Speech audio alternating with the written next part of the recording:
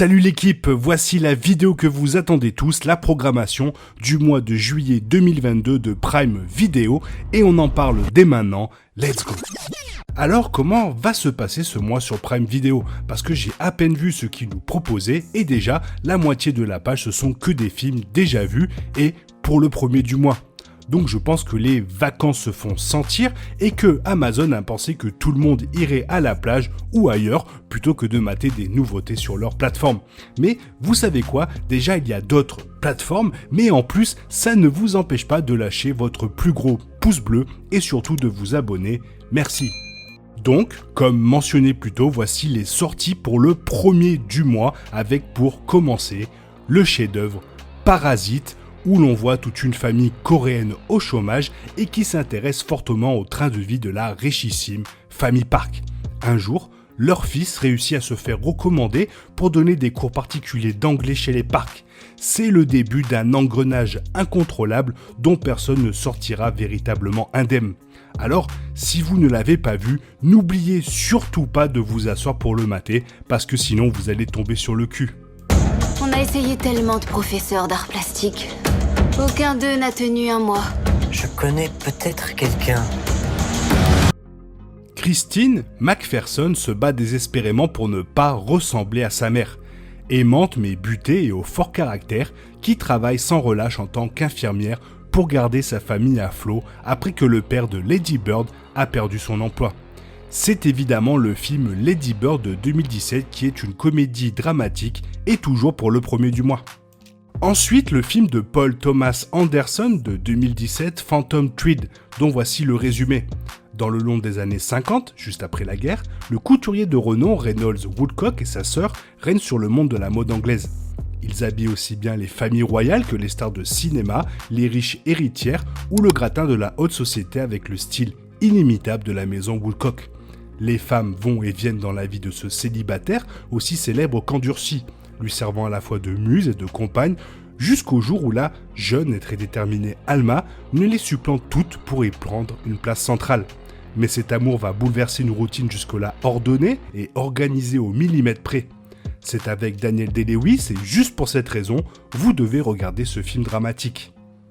L'agent Lauren Broughton est l'une des meilleures espionnes du service de renseignement de Sa Majesté. À la fois sensuelle et sauvage, et prête à déployer toutes ses compétences pour rester en vie durant sa mission impossible. Envoyée seule à Berlin dans le but de livrer un dossier de la plus haute importance dans cette ville au climat instable, elle s'associe avec David Percival, le chef de station locale, et commence alors un jeu d'espion des plus meurtriers. C'est le film de 2017, Atomic Blonde avec Charlize Theron. On poursuit avec le film La Momie, mais le remake avec Tom Cruise, et vous pouvez passer votre chemin car même les studios ont abandonné les projets autour de cet univers de monstres. À Derry, dans le Maine, 7 gamins ayant du mal à s'intégrer se sont regroupés au sein du club des ratés. Rejetés par leurs camarades, ils sont les cibles favorites des gros durs de l'école. Ils ont aussi en commun d'avoir éprouvé leur plus grande terreur face à un terrible prédateur métamorphe qui s'appelle Ça. Car depuis toujours, Derry est en proie à une créature qui émerge des égouts tous les 27 ans pour se nourrir des terreurs de ses victimes de choix, les enfants. Bien décidés à rester soudés, les ratés tentent de surmonter leur peur pour enrayer un nouveau cycle meurtrier, un cycle qui a commencé un jour de pluie, lorsqu'un petit garçon poursuivant son bateau en papier s'est retrouvé face à face avec le clown Gripsou. Vous l'aurez compris, il s'agit du film Ça de 2017 et pas besoin de plus en parler. Kevin a déjà révélé 23 personnalités avec des attributs physiques différents pour chacune à sa psychiatre dévouée la Dr Fletcher. Mais l'une d'elles reste enfouie au plus profond de lui. Elle va bientôt se manifester et prendre le pas sur toutes les autres. Poussé à kidnapper 3 adolescents, dont la jeune Kazé, aussi déterminée que perspicace, Kevin devient dans son âme et sa chair le foyer d'une guerre qui se livre ses multiples personnalités alors que les divisions qui régnaient jusqu'alors dans son subconscient volent en éclats. C'était le résumé du film Split avec James McAvoy qui sort une grosse prestation pour ses rôles. Il y a 37 000 ans, 2 tribus voisines vivaient en paix, à un cheveu près. Pendant que la tribu des cheveux propres coulait des jours paisibles en gardant pour elle le seul secret de la formule du shampoing, la tribu des cheveux sales se lamentait. Son chef décida d'envoyer un espion pour voler la recette, mais un événement bien plus grave allait bouleverser la vie des cheveux propres. Pour la première fois dans l'histoire de l'humanité, un crime venait d'être commis. Comment découvrir son auteur ? Au temps des mammouths et des moumoutes, commence la première enquête policière de l'histoire. Ça va être tout noir. Ta gueule. Ça va être tout noir. Ta gueule. Ça va être tout noir. Ta gueule. Le célèbre film du grand Alain Chabat, Il va faire tout noir. Ta gueule. Balthazar, Melchior et Gaspard se sont égarés dans le temps. Atteignant l'étape de Jésus, ils se sont projetés en 2001. La poursuite de leur mission les conduit à Paris, où ils trouvent un enfant place de l'Étoile, qu'ils prennent pour Jésus.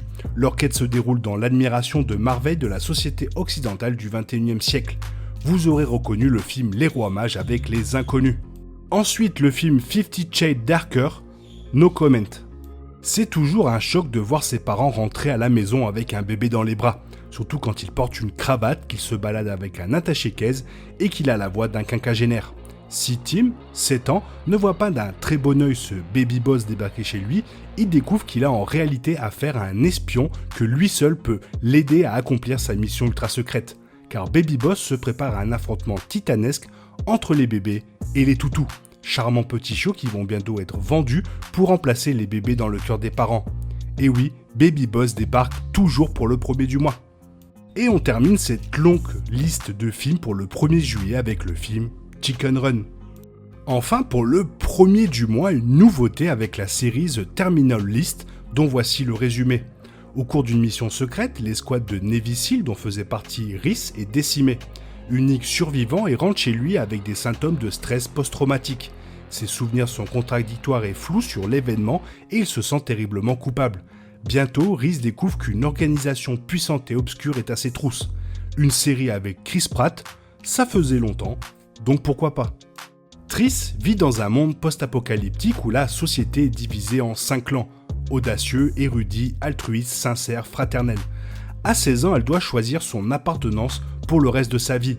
Car rarissime, son test d'aptitude n'est pas concluant, elle est divergente.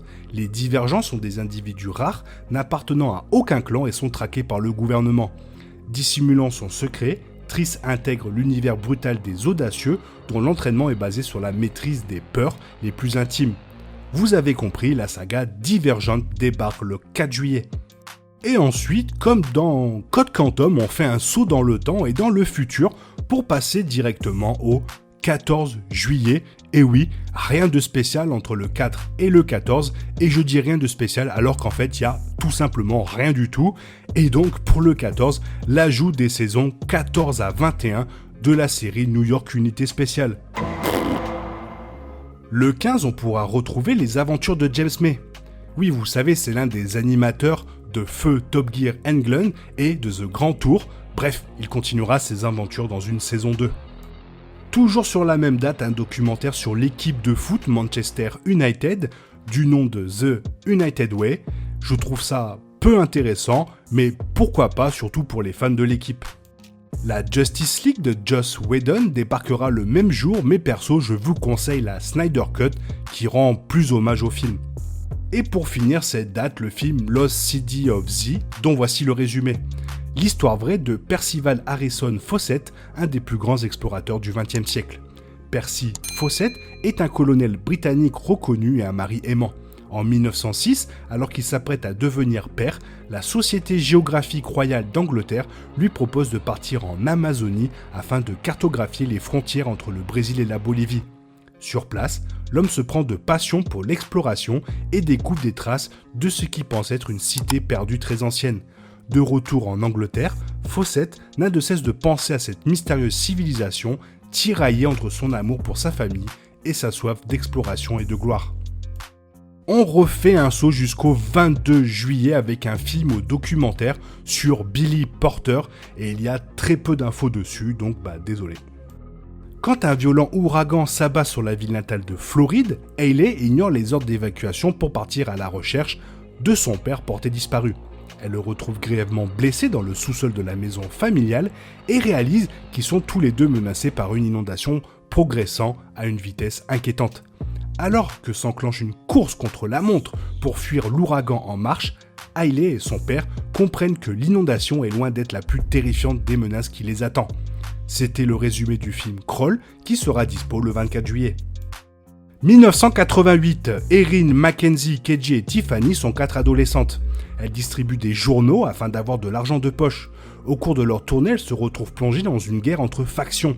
Elles voyagent alors dans le temps et découvrent ce que l'avenir leur réserve. C'est d'après un comic book et ce sera une série de 8 épisodes pour le moment et c'est pour le 29 juillet.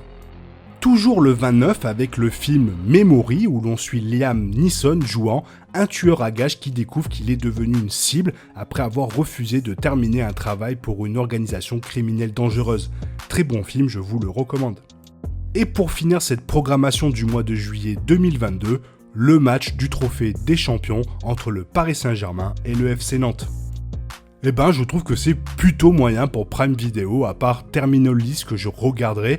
Je ne pense pas rester plus de temps sur cette plateforme pour le mois de juillet. J'espère qu'ils feront des efforts pour le mois d'août, sinon ce sera un été sans Prime Video pour ma part. Toi, qu'est-ce que tu en penses? Fais-le moi savoir dans les commentaires. Sinon, j'espère que la vidéo t'a plu. Si elle t'a plu, n'hésite pas à la liker, la commenter, la partager.